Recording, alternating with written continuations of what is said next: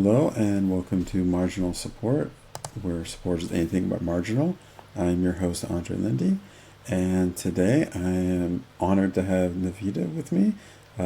She reached out to me on LinkedIn, like others have, so I'm gifted and thankful for people saying they want to come on the show. That's very nice of them. So, Nivedha, thank you for coming on the show. Thanks for having me, Andre. I it's an honor. I always love speaking to support folks. I have, myself been a support leader for a decade before starting Page Loop.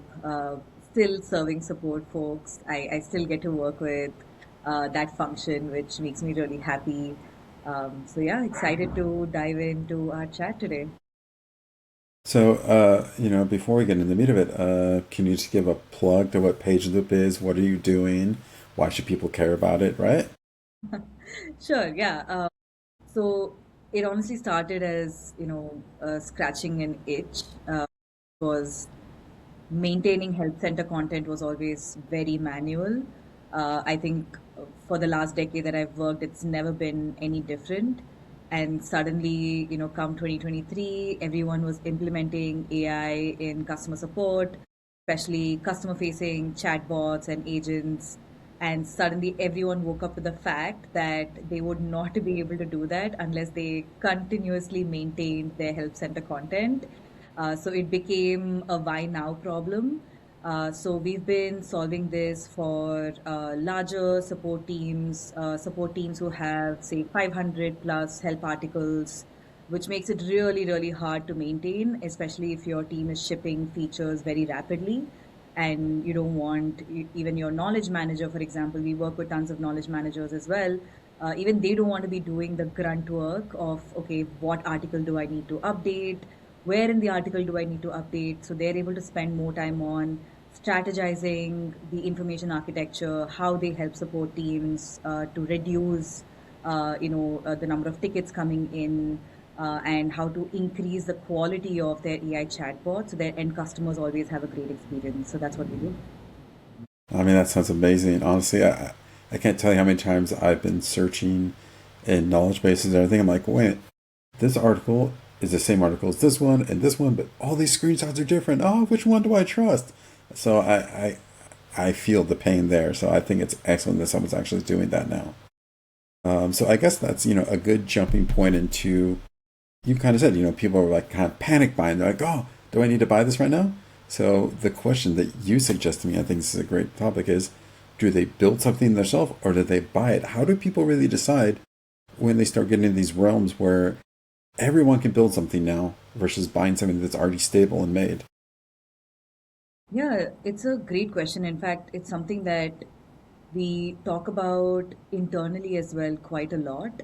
When you see tools like Claude doing new releases, we also have to constantly check, hey, is this something that people need page loop for, or can they build this themselves? So it's a very important question, both existential as well as understanding what types of teams really should go out and buy a product versus absolutely should be building in house. So the way that we've understood this is, if you're a small product, you're just growing your product at this point, ideally you have to be building this. It's pretty easy. If you have, like, let's say less than 100 help articles, Claude can do this pretty easily. In fact, I do have a Claude skill that I'd love to share with your audience. I can send that GitHub repository over, and that just goes to show that if you are a small product and you don't have like a ton of articles, you should be building it yourself. Now, of course, I wouldn't go and build a knowledge center, for example. I think that's where, as you grow, the amount of maintenance that you'd have to do will basically defeat the purpose of building it in house. So that's the balance, which is what are table stakes features that already exist, work, but when it comes to adding AI on top of it to make certain processes very easy to do, I think that's where I would first start with building it if you're a small team. Now, the other side is even if you're a large team and you know that, say, some of our customers have over 1,000 articles in their help center, they know that this is a big pain point that their team has been running into for years. They want to solve it. My advice there is also to go ahead and try and build it. Now, that does two very helpful things. One is when you try to build this yourself, you know what AI is capable of doing. You also get to know what you really need to solve for that AI is not able to do well. So when you do that, let's say in our example, in page loop example, it's very easy to use AI to create new help center content. It's really difficult to use or like build something on Claude for it to identify outdated screenshots, to suggest new screenshots to replace it with. That's pretty difficult to do.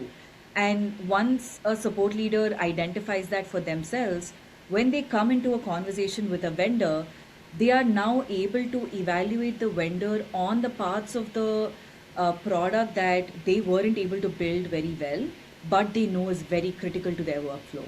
So it gives the support leader a lot more insight into one, what AI is capable of, and two, what do you expect AI to really solve for you? That's a non negotiable.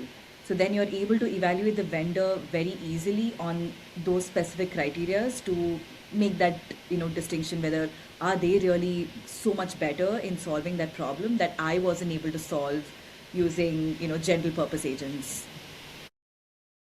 I mean, what I'm hearing you saying is that people are getting enough information right now just to be a little dangerous. So they're really understanding what they need. I think one of the pluses you're talking about here is that now when people start to try to build things themselves, one, they're going to realize, do I really need this? Do I really need this? But they're also going to say, oh, this is a lot more difficult than I thought it would be. So when they go and look for vendors, they say, okay, your whole platform looks amazing, but honestly, I don't need all these bells and whistles. I just need these specific things done right here. So it's maybe not great for the upsells, but it's making the end buyer a lot more savvy. What do you think are some of the things people need to look out here for now when they start to go through this process? What are some of the areas that you've seen people basically get caught up on, or they don't realize they need something before they do it? Interesting. I think from a business sense, this has always been the case. I think of it in two dimensions. One is it a toothbrush problem? Meaning, is this something that you run into every single day? So, because you're brushing your teeth every day, right? So, is it a toothbrush problem? So, if it is, and your team is constantly running into this pain, those are the those are the problems I would first pick as, say a CX leader to experiment solving with AI. And the other dimension I would also look at is the agency, meaning, does this problem require very deep human insight to solve, or is this something repetitive enough that AI can handle? So, for example, if we're trying to say automate, communicating with the product team and trying to influence product to solve certain support issues that are recurring, of course, one way is you can deflect it by adding, a help center article and a chatbot. But truly, the way to solve that is to fix that issue in the product so that that problem itself doesn't exist. And for something like that to influence product, sure, you can collect insights using AI on what are those recurring issues within the product that customers are reaching out for, but you would not want to outsource or automate the process where you are pitching that to a product leader. So that's the agency part of it, where collecting insights is a low agency problem, but it's a high frequency problem. So it's a more toothbrush problem, and you know pitching it to the product leader is a high agency problem. So you would want a human interfacing with the product leader to really make that pitch. So that's broadly how I would think about what should I go build or try building with AI, and what should I really maybe hold off on before I've gone through all of those toothbrush problems before I can start looking at more complex use cases. What I think AI can do, what took people a long time in the past to do a lot longer, was to spot patterns or spot trends. So now you have these support leaders that can take all of this data, dump it in like Claude or something like that, and say, how many duplicate articles do I have? How many articles are using the same words within? Or what's the trend for tickets? How many tickets are we getting about the same topic? So then when they do have that talk with product, they can sound more intelligent. We're seeing the same keywords come up, maybe 3x over the past couple months. Did you guys have a product release or something like that that totally caused an issue? I think that's how we can definitely use AI with our knowledge base and our tickets to have these more intelligent conversations with our product team. Um, what I'm curious though is now that you mentioned product, is I'm curious how often do you see people using your product now to find outdated articles where let's say a release happened and now an article is completely irrelevant because a release has completely made that article irrelevant. Yeah, that's a great question. All the time, in fact. So, what has happened now with software products is when you're introducing AI into a feature that was previously a workflow, so customer had to click through multiple steps to do something, but now they've made it an agent. So you just chat with it and it does the action. That entire workflow basically has become redundant. So at least in our product, you can connect it to your GitHub, to your Linear, Jira. So we're also like proactively looking at, hey, this has been released. I'm looking through all your articles. These are the articles that need to be changed, or this article is completely irrelevant, so you've got to remove it. And if you remove it, this article is linked in 15 other articles as a hyperlink, so you have to go change all of those. Now that's where the complexity, keeps compounding. And imagine teams that are releasing like 5 times a week, and that's actually on the lower end. Like there are some teams that are releasing much faster than that, and that's the kind of work that becomes really tedious to do on a daily, weekly basis, and which is also compounding as a problem when you have that much more quantum of product to cover, or that much more quantum of support tickets or help articles to cover. I mean, you are just speaking to this support person's heart right here because knowledge based health is something that I've always been passionate about. It's something that I always say, we need to have great articles in place, but we also need to really enforce these articles because if you have bad knowledge bases, it hurts your customers because then they'll find articles with bad links or bad examples, but it also hurts your support team because then they don't have the most up to date ones. So I'm going to spin this question to you a different way. We've talked about how do we remove bad articles, but then how do we do the other thing now that we're having such frequent releases? How do we ensure that we're getting articles out in a speedy fashion that are both accurate and relevant? Yeah, interesting because when we started PageLoop, LLMs were at a point where they were getting better, but there was also the problem of hallucination. Thankfully, now we've come to a point where that's no longer an issue. So I think one of the skills that I've also built that I'll be sharing, that's on our GitHub repo. It actually has a skill that you can run where you can give it like a PRD or a release note from your product team, and it'll write the article in a format that is both AI friendly, basically AI ready, and it's also human readable.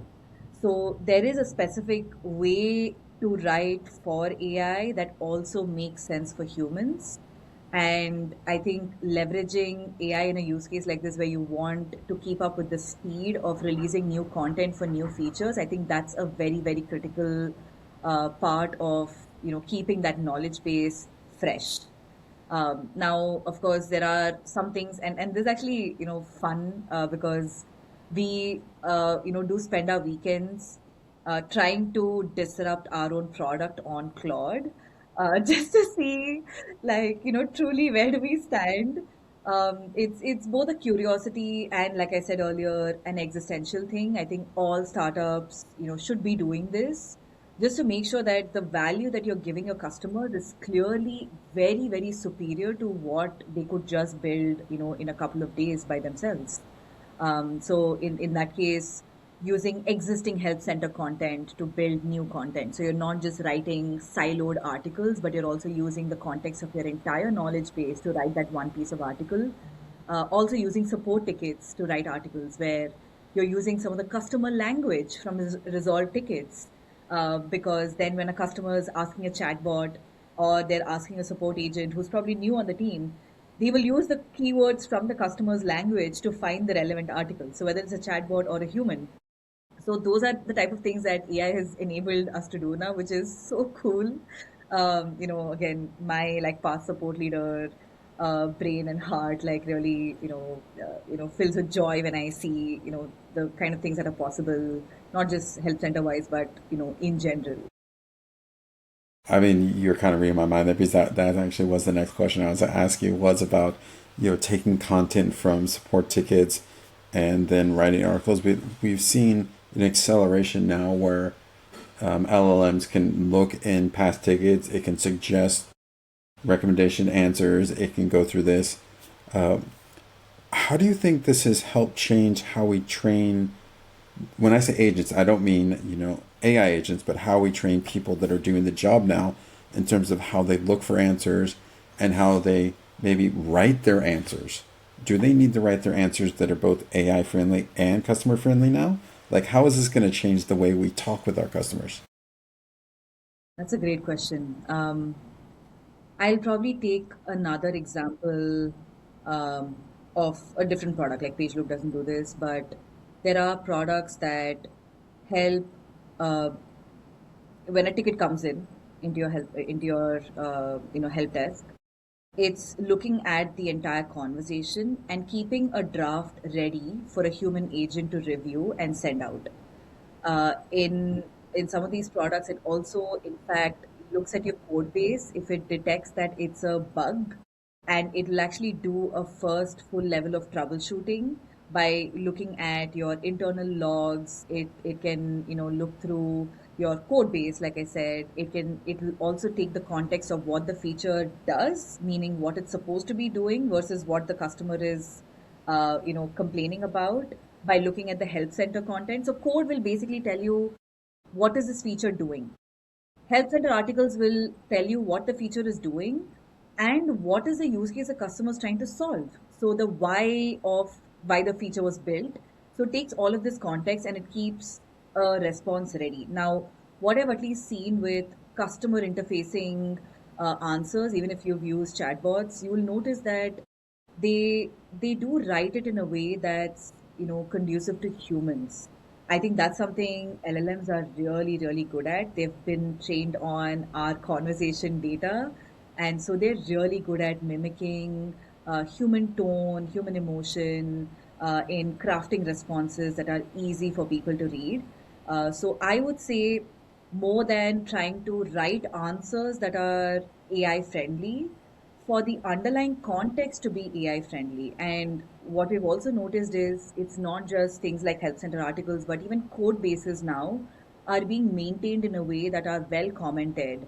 That have, like, when you're raising a new feature, there's actually proper descriptions given to what the feature does, because that's the context from which AI can start pulling. So as long as you have good context for AI, that's what I would focus on. But the in customer interfacing part of it can still be very, very human. I'm, I've never heard of that before. The way that it can do that first level troubleshooting, that kind of blows my mind, honestly. I'm just waiting for the time when a customer uses it, it's an edge case, and then they start arguing with the LLM saying, this is intended use, and the customer's like, no, that's not how I want to do it. I mean, I think that will come, and that's definitely where we're going to need people who can still go in and like, oh, maybe that's how it should be done. And I think, this is something that maybe this is one of the interesting things that could happen is now that the LLMs can try to say this is how it should be used, but I'm seeing all this data here that's showing that other people are using this very opposite way. So, what are your thoughts on then basically that spotting a trend and saying, actually, maybe we should change a product because this is how we intended to do it, but this is how our client base is doing it.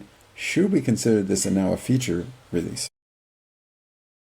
I love that, because just over the weekend, I was tweaking our onboarding flow inside our app, and one of the things that I never even thought about, Claude suggested, which is we have, once you finish the onboarding flow, um, and you come to the home page, it's basically a dashboard with insights, like how much time have you saved from all the articles you've created or the updates you've done. But a new customer has not done any of those. So the dashboard will basically say zeros everywhere. And what Claude, without like prompting, what Claude basically did is it built a modal for me where it, on the homepage, after you finish the onboarding, it will basically ask the customer to do those two actions. Hey, like, you've installed the Chrome extension, so now time to go ahead and create your first article or first run your update. And Claude was like, yeah, it kind of made sense because if they haven't done anything, like what stats are you going to show them? And I was like, oh my God, that's so true. How did I not think about it? So it's very capable of trying to find those patterns in usage and behavior that we might very easily miss. So definitely one of the ways that I use, any general purpose agents is what am I not thinking about? What am I missing in this case? And I think the same thing applies to support. When a customer, I think this is something we also know, right? Like customers, when they come and tell us, hey, I want this solved exactly this way, it's wise to kind of understand what problem are they trying to solve.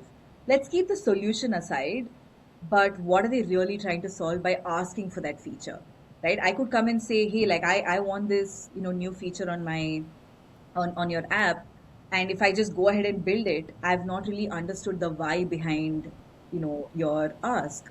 And once we know the why, I think then pushing that into a general purpose agent and asking it how what are the three best ways to solve this. And that's where you'll see that it catches those edge cases that are so nuanced, and that really blows my mind each time it does that. Yeah, no, I mean, if you would have said a year ago that it was able to catch edge cases and spots patterns, people are like, it's not that advanced. I mean, the speed at which we're advancing and the progression it's making it is a little scary in some ways. Honestly, how advanced it's coming.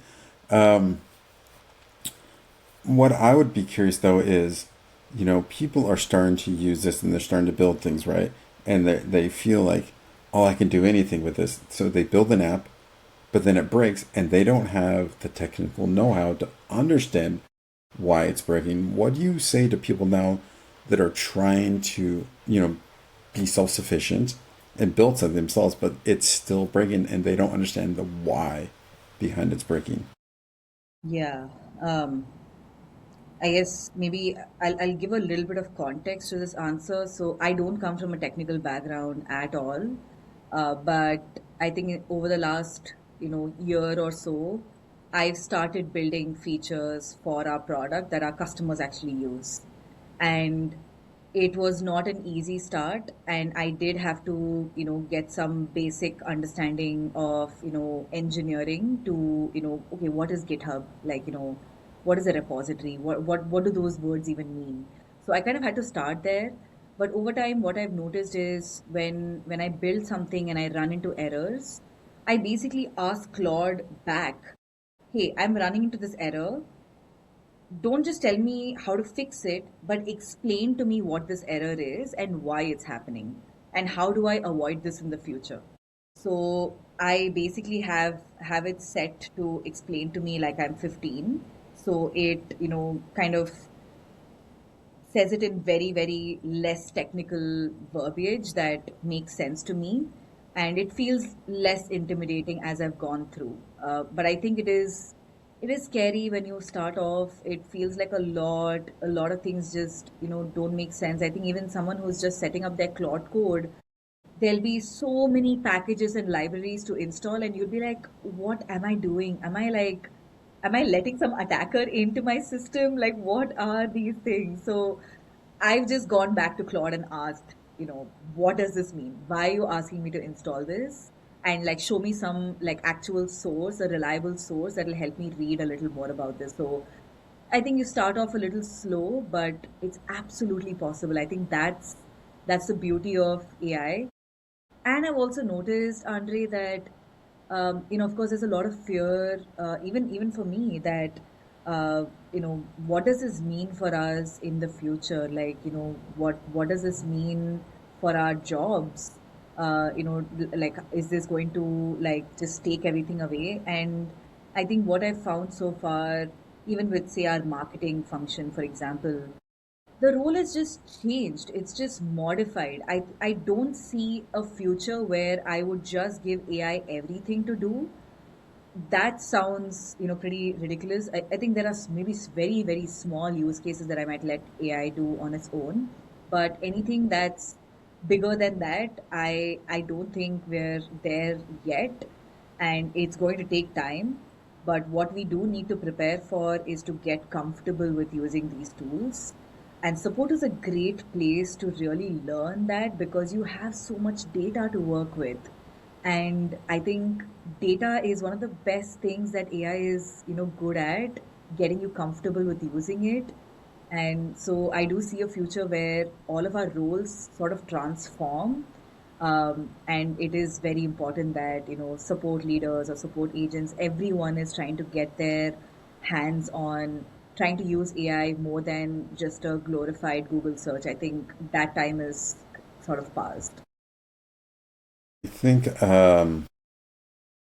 you're definitely saying something that I've heard actually from many leaders that I've talked to, and what they're saying is they're seeing that support roles are transforming from a very tactical role, a very task based role, to more operations role, where you're looking at your clear objectives, and now you're using these AIs to help you achieve these objectives.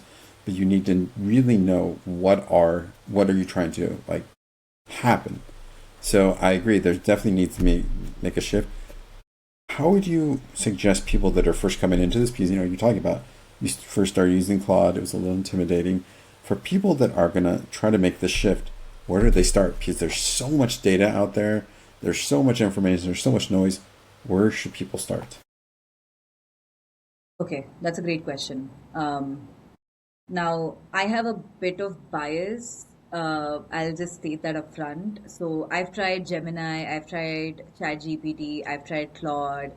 I think of all of these, a good starting point to get to the next level of using AI, which is not just like typing in prompts. I personally think Claude is a fantastic tool, and there I would not start with Claude Code. I would start with Claude Cowork.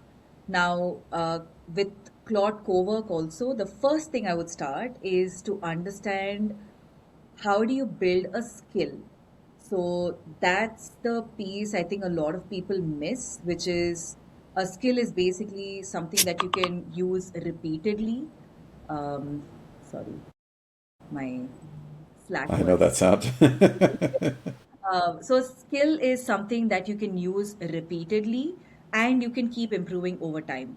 For example, I have, a LinkedIn skill that I've built, which helps me, brainstorm on LinkedIn post ideas that I can come up with.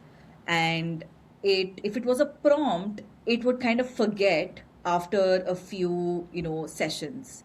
But a skill is something that I can keep going back and correcting. And I just have to say, Claude, like, run the skill and help me brainstorm on LinkedIn posts based on all my past granola conversations, transcripts. Now, why I also suggest Claude Cowork is they also have this concept of connectors. And the easiest thing to get started with is connecting your Gmail, your Google Calendar, and setting up a skill that would automatically on a daily basis, say at 9 a.m. So they also have something called scheduled tasks now. So every day at 9 a.m., it will go through your Gmail and it will pull up all the emails and it'll summarize them. It'll also rank them in terms of priority, like who do I need to get back to immediately when I start my day.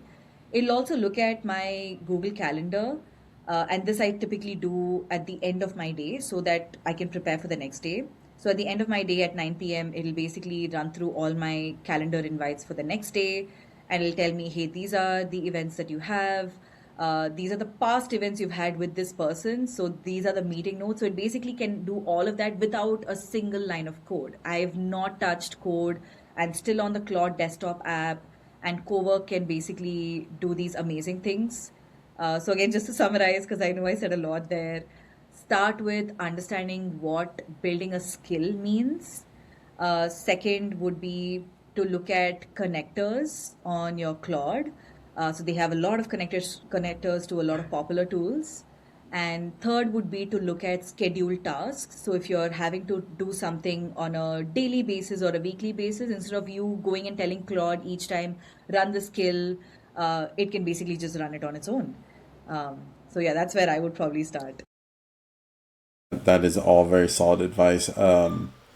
I personally have started to use projects for my work where I say, okay, one, I ask first before I even start a project, I'll talk with Cloud. I'm like, I'm thinking this project.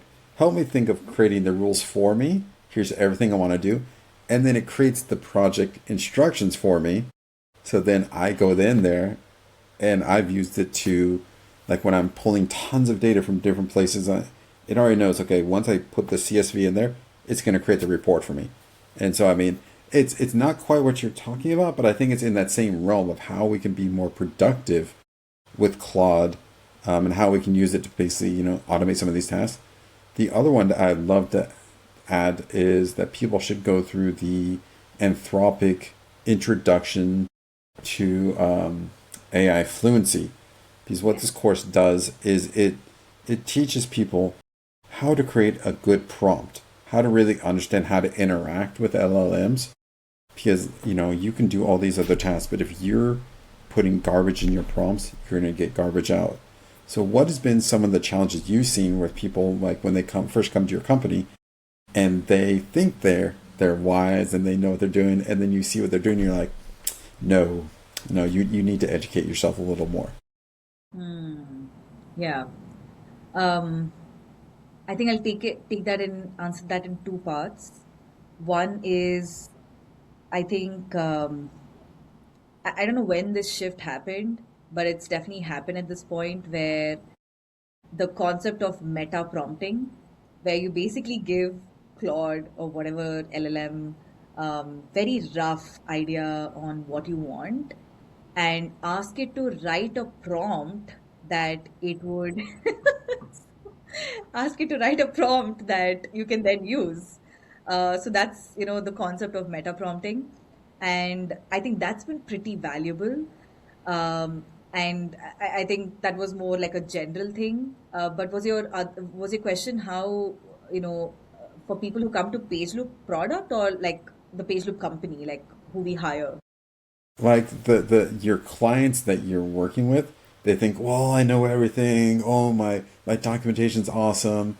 Hey, I'm doing all this stuff on LLMs and AI, and you're like, actually, bro, no, you're Right. not that great. You really need to improve your knowledge, but we can help you do this. But here's where I see your deficiencies right now. Right. Yeah. It's a pretty, I'd say, we've had to tread that water carefully because you don't want to, offend someone. At the same time, I think when you've been solving a problem for as long as we have, there are things that you know quite intuitively that you don't expect everyone else to know. So there has been a period of sort of customer education that we have to do. So, for example, uh, we recently had a customer come in who had some 700 articles in their help center, but they were very basic articles in the sense there was, probably no introduction, there was no summary, images were just images, and then the text would say, oh, refer above. But when you're now feeding an article that says refer above to an AI chatbot, it's not going to understand that. It doesn't understand like humans do. So which means you have to rewrite that article for AI. Now, what we discovered along the way was, okay, you know what? But when you start like solving complex problems like knowledge base, management, you actually have to first set up the base of your knowledge base articles to be pretty solid for you to then layer a tool like PageLoop on top of that. So then we were like, okay, I guess we're also doing services now. So that's where we actually start. So we actually, now tell customers, hey, like this is the score, AI score for your knowledge base. It's ranking low, which means we first need to improve the entire baseline of your articles and do it as a one-time project. And after that, when you add AI on top of it, it'll basically work much better. So that's something that, we let customers experience for themselves. So we don't lead with this. We let them use the product and they'll come back and say, oh, but like it didn't work. And then we're like, well, this is why it's not working. And can I show you a sample of how it would work if I modified your base article to be more AI ready? And then if you ran this update on top of it, what it looks like. So it's a, it's a sensitive area of sorts. We won't lead with it, but it does happen. I think it's important to know the fundamentals of how AI works before understanding whether it's the AI problem or is it the context problem, meaning your existing data itself might be not great. And then when you're trying to put AI on top of it, you're expecting it to do a lot, and then you get disappointed. You're like, oh no, like this is bad, like it's not working. So it's important to understand the difference between the two for sure. I think there's a kind of a misunderstanding out there for people to think, well, I can just throw junk in here and then it's going to make an amazing piece for me. You're like, no, you still have to have very solid data in there for it to actually do something solid for you. We're getting near the end of our time, but I want to ask you one question just because for me personally, like I said, as a knowledge base person who enjoys well structured articles, what is your view on the KCS methodology and how well does that fit into how PageLoop works? Oh my God, I would say it's a core of how page loop works. So, of course, one is we look at new releases from, your code base or your linear Jira type of tools. Two is we actually look at your support tickets. It's a very, very critical part. A lot of times it's not just about a new feature, but it's also about patterns of new questions emerging from customers that you probably never preempted. So it's also very important. So we will also pull from existing support tickets. So KCS is still a very critical process. And I think, forget page loop for a second, but if your team is following KCS, absolutely use AI for this. Like just export the last 30 days of your tickets, export it, keep it in a local folder on your desktop or somewhere. Ask Claude Cowork to look at that folder and, build a skill that will, find patterns in your support tickets and your knowledge base to see, hey, what topics have come up more frequently. And it can also write the articles from the support, responses. So make sure you're just looking at resolved tickets, not like active pending tickets. But it's a very, very core process. I think it's only become more important. I think KCS was harder to implement in the past because of how much people would have to stay on top of making sure that they're, tagging tickets to, to be documented. But that's also become much more easier with AI, but it's also become that much more important. That's great. That makes my heart a little happy right there. So, as we wrap it up, there's one question that, well, one statement I like to say at the end of episodes, and now I like to ask other leaders that come on the show what this means to you.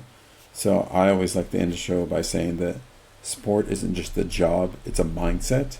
And I'd be curious, what does that statement mean to you? I mean, I have so much to say about this, but I'll keep it brief. I think, and I've said this in other podcasts as well. When I got into support, I actually understood that this is probably the most human job that I've ever done that, cannot just be replaced with some, technology and tool. And when you think about the kind of empathy that you have to bring into these conversations, there's a certain level of grit that you also need to have where, someone's frustrated, but you're also making sure that you're not taking that frustration on as a personal thing, which then kind of transpired to more of a life lesson for me, where, it it transpired into my other relationships outside of work, outside of interacting with customers, where I learned how to not take things personally, that it's something they're frustrated with. I'll see what I can do to help them, but I'm not going to make it entirely my problem to solve, while still kind of meeting in the middle. I think that's something support mindset taught me, and it's something I carry through my entire life now. I think one area that us support people do that can aggravate people outside of work is that in our lives when we start asking questions like support people sometimes people are like, why are you asking me so many questions, why do you need to know this? You're like, it's just part of who I am, don't try to change me. Absolutely. Absolutely. Well, it was an absolute pleasure to have you on the show, and don't be a stranger. I hope I can have you on again. Thank you. Thank you, Ade. This was lovely. Thank you so much. All right, all right, bye bye. Bye.